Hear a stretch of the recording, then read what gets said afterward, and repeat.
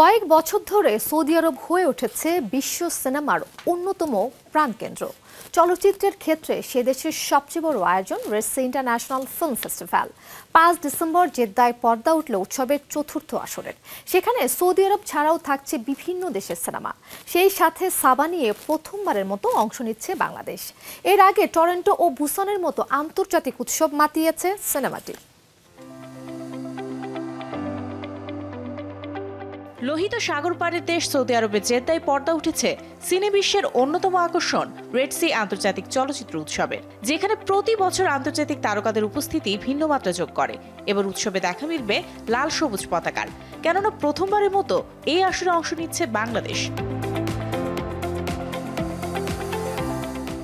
মাকসুদ হোসেন পরিচালিত সাবা জায়গা পেয়েছে প্রতিযোগিতা বিভাগে। উৎসবে সাবার ৩টি প্রদর্শনী রাখা হয়েছে। ৮ ডিসেম্বর কালচার স্কয়ার সিনেমা 1-এ দেখানো হবে প্রথম প্রদর্শনী। এরপর ৯ ও ১৪ ডিসেম্বর একই স্থানে আরও দুবার দেখানো হবে সিনেমাটি।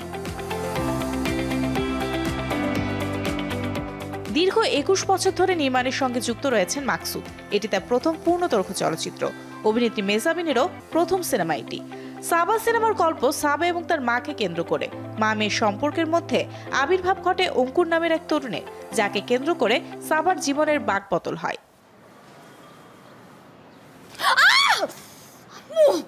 এর আগে টরন্টো আন্তর্জাতিক চলচ্চিত্র উৎসবের মতো বিশ্বের অন্যতম বৃহত্তম চলচ্চিত্র উৎসবে এবছর প্রিমিয়ার হয়েছে বাংলাদেশি সিনেমা সাবা। সেপ্টেম্বর মাসে সম্পন্ন হয়েছে টরন্টোর ৪৯তম আসর, যেখানে হয়েছে সাবার ৩টি শো। প্রিমিয়ারের পর দর্শক, সমালোচক ও সাংবাদিক সবার প্রশংসায় ভেসেছে সিনেমাটি। টরন্টো ঘুরে পরবর্তীতে দক্ষিণ কোরিয়ার বুসানে যায় মেহজাবিন অভিনীত সাবা। দেখানো হয় ২৯তম বুসান আন্তর্জাতিক চলচ্চিত্র উৎসবের আ উইন্ডো অন এশিয়ান সিনেমা বিভাগে। উৎসবে আলোচনা পর্বেও অংশ নেন এই সিনেমার নির্মাতা ও অভিনেত্রী। সাবায় নাম ভূমিকায় অভিনয় ছাড়াও সিনেমাটির সহ প্রযোজক মেহজাবিন। একের পর এক উৎসব মাতানোর পর এবার সৌদিতে যাচ্ছে সাবা। মাকসুদ হোসাইনের এই সিনেমাটি বিশ্বের গুরুত্বপূর্ণ ১৫টি সিনেমার সঙ্গে প্রতিযোগিতা করবে। সৌদি আরবে জেদ্দায় উৎসবটি চলবে ৫ ডিসেম্বর থেকে ১৪ ডিসেম্বর পর্যন্ত। মোর উদ্দেশ্যে তবে কি প্রথমবার পুরস্কার জিতে যাচ্ছে বাংলাদেশি সিনেমা?